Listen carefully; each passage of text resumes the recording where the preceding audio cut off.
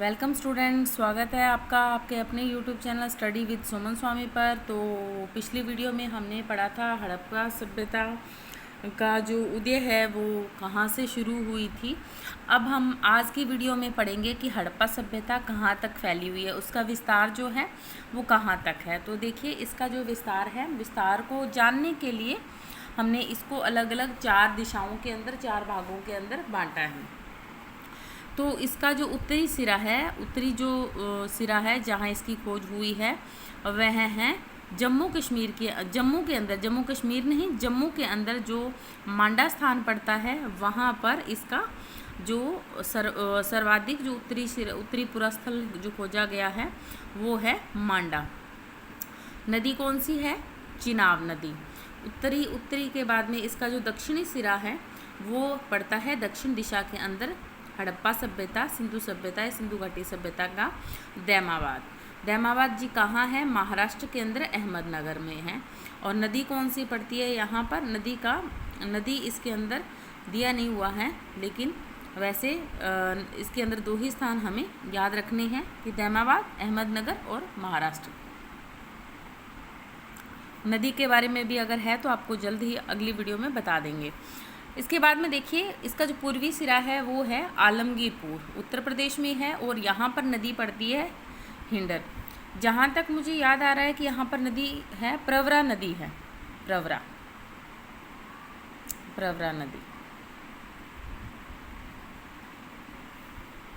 यहाँ पर देखिए, जो हड़प्पा सभ्यता का जो पश्चिमी सिरा है वह पड़ता है सूतकागेंडोर बलूचिस्तान में।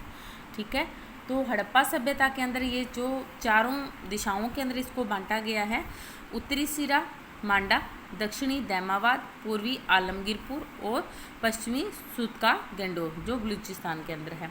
तो ये बहुत ही इम्पोर्टेंट है। इस तरह से आप दिशाओं को बनाकर अगर याद करेंगे तो आपको बहुत अच्छे तरीके से याद हो जाएगा। लेकिन इसके अंदर जो एक और इम्पोर्टेंट बात है, ये सिरे तो हमें याद होते हैं, लेकिन जो आजकल जो क्वेश्चंस आ रहे हैं या पूछे जाने के जो है चांसेस ज़्यादा हैं, तो वो देखिए, इसका सर्वाधिक उत्तरी छोर कौन सा है। तो सर्वाधिक उत्तरी छोर पूछे तो वो है मुंडी गाक या मुंडी काक नाम भी होता है, शोरतगुई या सोतगुई, और ये दोनों स्थान कहाँ पर है? अफगानिस्तान के अंदर आते हैं। तो सर्वाधिक उत्तरी पूछे, सर्वाधिक उत्तरी सिरा पूछे हड़प्पा सभ्यता का, तो वह है मुंडी गाक या शोरतगुई, मुंडी गाक और शोरतगुई है। अब देखिए, अब इन दोनों के अंदर भी जो मुंडी गाक है वह है दक्षिणी राजस्थान के अंदर, और जो राजस्थान है दक्षिणी अफगानिस्तान के अंदर, और जो मुंडी गाक के बाद में है शोरतगुई है वह है उत्तरी अफगानिस्तान, क्योंकि हम यहाँ बात कर रहे हैं सर्वाधिक उत्तरी छोर की। तो उत्तरी के अंदर मुंडी गाक दक्षिणी अफगानिस्तान में पड़ता है। अब है सिंधु सभ्यता के निर्माता, यानी कि सिंधु सभ्यता को बनाने वाले कौन थे, इसके निर्माता यानी कि इसके जन्मदाता कौन है। तो इसके जन्मदाता माने जाते हैं द्रविड़। ये क्वेश्चन बहुत बार पूछा गया है कि सिंधु सभ्यता के निर्माणकर्ता या निर्माता कौन है। या पंजाब के अंदर तैयारी जो कर रहे हैं ना स्टूडेंट, एक इन्फॉर्मेशन और दे दूं मैं आप लोगों को, मास्टर कैडर का जो अभी एग्ज़ाम होने वाला था, मास्टर कैडर हिस्ट्री सब्जेक्ट का, वो भी जो मैंने लेटर डाला था पोस्टपोन हो गया है। अभी 27 जुलाई को उसका नोटिफिकेशन अभी आया था साइट पर। तो जो मास्टर कैडर लेक्चरर कैडर की जो तैयारी कर रहे हैं हिस्ट्री सब्जेक्ट से, तो उनके लिए भी ये काफ़ी इम्पोर्टेंट रहेगा। तो इसके अंदर देखिए स्टूडेंट, सिंधु सभ्यता की जो 4 प्रजातियां हैं, 4 प्रजातियां थी इसके निर्माता, जो वैसे द्रविड़ हैं इसके निर्माता कौन कौन है? प्रोटो ऑस्ट्रेलाइड, दूसरी है भूमध्य सागरीय, मुख्यतः जो मानी जाती है सिंधु सभ्यता की जो प्रजाति है वह है भूमध्य सागरीय, तीसरी है अल्पाइन। तो कहते हैं, चौथी मंगोलाइड। तो कहते हैं कि सिंधु सभ्यता के निर्माता द्रविड़ रहे हैं, लेकिन यह कौन सी प्रजाति से जानी जाती है? इसके निर्माता द्रविड़ के साथ जो अगर प्रजाति आपसे पूछे तो 4 प्रजातियां थी, लेकिन मूल रूप से कौन सी मानी जाती है? भूमध्य सागरीय। तो ये याद रखनी है। नेक्स्ट है कि इसके जो विद्वान हैं, कौन कौन से विद्वान ने क्या क्या कहा है कि इसके निर्माता कौन थे। तो देखिए, डॉक्टर लक्ष्मण स्वरूप, और लक्ष्मण स्वरूप वत्स है इनका पूरा नाम, और रामचंद्र ने इनको क्या कहा है कि इनके जो निर्माणकर्ता थे सिंधु घाटी सभ्यता के जो निर्माणकर्ता के अलावा जो इनके जो निवासी थे, निर्माता थे, वो आर्य थे। आर्यों से ही इनका निर्माण हुआ है। दूसरे राखलदास बनर्जी है। राखलदास बनर्जी ने क्या कहा कि ये क्या थे? द्रविड़। गार्डन चाइल्ड और व्हीलर क्रैमर, इन्होंने क्या कहा? सुमेरियन या मेसोपोटामिया से इनके निर्माता या निर्माणकर्ता होने का पता चलता है। अगले है अमलानंद घोष वह धर्मपाल अग्रवाल, जिनको डिप्पी अग्रवाल भी कहते हैं। ये कहते हैं सोथी संस्कृति से इनका निर्माण हुआ है, कि ये जो अलग अलग निर्माण करता है, कोई इनको आर्य कह रहा है, कोई द्रविड़ कह रहा है, कोई सुमेरियन कह रहा है, कोई सोथी संस्कृति है। तो राइटर्स के अकॉर्डिंग हमें इनका याद रखना है। सबसे इम्पोर्टेंट जो आता है वो है फी और सर्विस व रोमिला थापर। रोमिला थापर और फी और सर्विस ने क्या कहा है? ग्रामीण संस्कृति है। एक चीज़ वो जो पीछे मैंने पिछली क्लास में बताया था, उसमें मैंने यहाँ इस क्लास में नोट डालकर बता रही हूँ। जो मैंने बताया था कि जॉन मार्शल ने हड़प्पा की जो तिथि बताई थी आपको, 2300 से 1750 बताई थी, उसके अंदर जो निर्धारण जो बताई है ना, 1931 में इन्होंने, जॉन मार्शल ने हड़प्पा की तिथि को निर्धारण करा था। कब? 1931 में।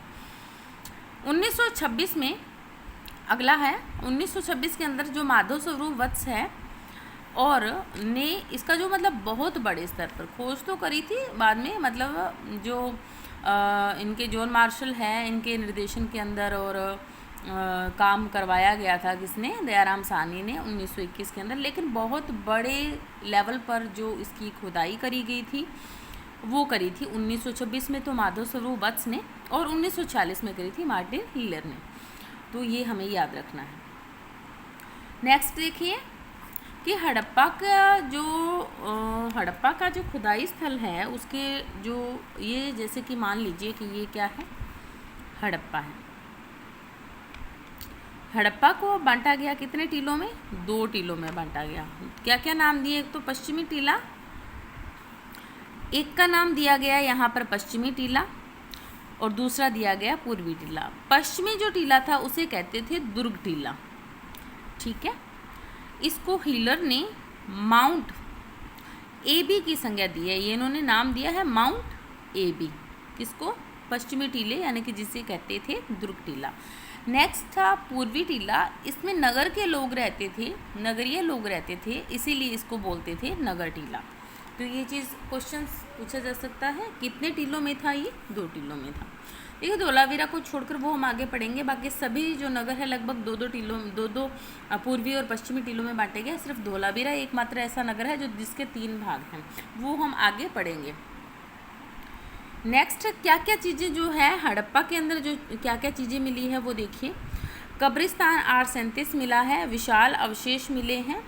विशाल अवशेष में अन्नागार मिला है। 6-6 की पंक्तियों के अंदर है। टोटल 12 कमरों वाला एक अन्नागार है। 6-6 की मतलब लाइनें हैं उस हिसाब से। यह लोथल के गोदीवाड़, लोथल का जो गोदीवाड़ा था बंदरगाह, उसके बाद विशेष स्थान आता है। कितना है? 50 × 20 फीट का है। और भी कुछ अवशेष हैं वो देखिए। 2 पत्थर की मूर्ति मिली है, एक लाल मिली है और एक काले पत्थर की मिली है। लाल जो है वो मानव की है और काले पत्थर की है वो नर्तक मूर्ति है। ईंटों के वृत्ताकार चबूतरे भी मिले हैं। इसके अलावा कर्मचारियों के आवास मिले हैं, मजदूरों के बैरक मिले हैं और स्त्री के गर्भ से पौधा निकलते हुए दिखाया गया है। गेहूं और जौ के दाने मिले हैं। बर्तन पर मछुआरों के चित्र मिले हैं। तो स्टूडेंट्स, आपने हड़प्पा सभ्यता का जो टॉपिक है वो इस वीडियो में आगे हमने किया। अब हम कुछ MCQ हड़प्पा सभ्यता पर लेकर आएंगे और बाकी के जो इसके जो खुदाई के अंदर जो स्थान है वो भी हम पढ़ेंगे। तो वीडियो को पूरा देखिएगा, ये आपके लिए बहुत इम्पोर्टेंट हो सकता है और ज़्यादा से ज़्यादा लोगों तक पहुंचाइएगा। धन्यवाद। मिलते हैं एक नए वीडियो के साथ में। धन्यवाद।